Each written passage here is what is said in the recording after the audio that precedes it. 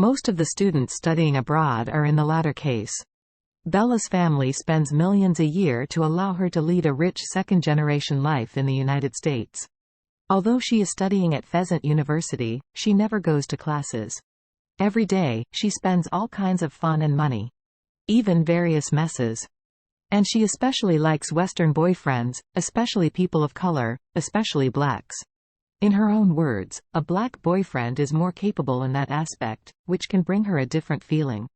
During these years abroad, Bella talked about a lot of black boyfriends. During this period, she also got pregnant several times and secretly aborted several times. This time when she came back from the United States, she just broke up with her black boyfriend and found out that she was pregnant after returning. In fact, Bella didn't have any feelings about pregnancy. She felt that since she was pregnant, she would have the baby knocked out. She had done this many times before.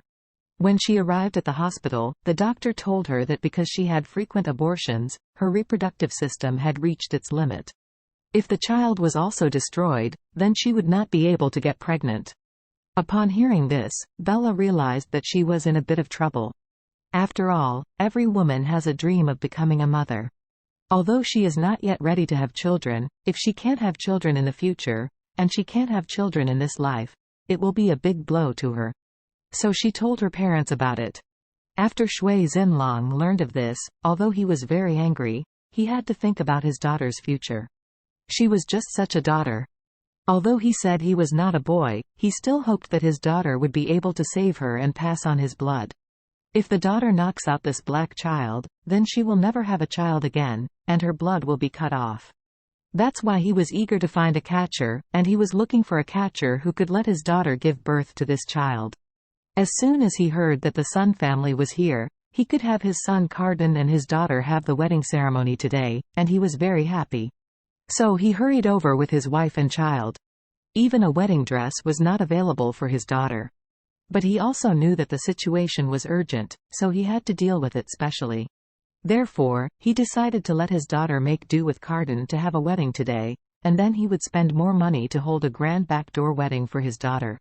The main reason why Shui Xinlong was so anxious was that he didn't tell the truth with Sister Lu. Sister Lu didn't know that his daughter had no fertility. She thought that Bella was reluctant to bear the feelings of her black boyfriend, so she wanted to give birth to this child, and she would naturally have another child for Cardin in the future. But in fact, Shui Xinlong came to the pit. He was afraid that after Bella showed her belly, no one dared to ask for it, so he made up such a lie and wanted to find a pickup man, quickly pick up the girl and give birth to the child.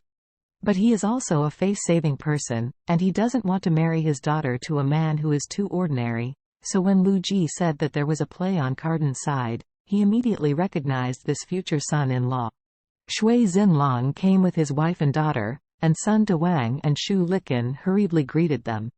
At this time, Shui Xinlong was really excited, so when he saw Sun Dewang, he smiled and said, "Oh, old man, we have known each other for so long. I didn't expect that I would change my tongue now and call you in-laws." Sun Dewang was overjoyed and said, "It is an honor for Sun Dewang to be able to marry with Mr. Shui."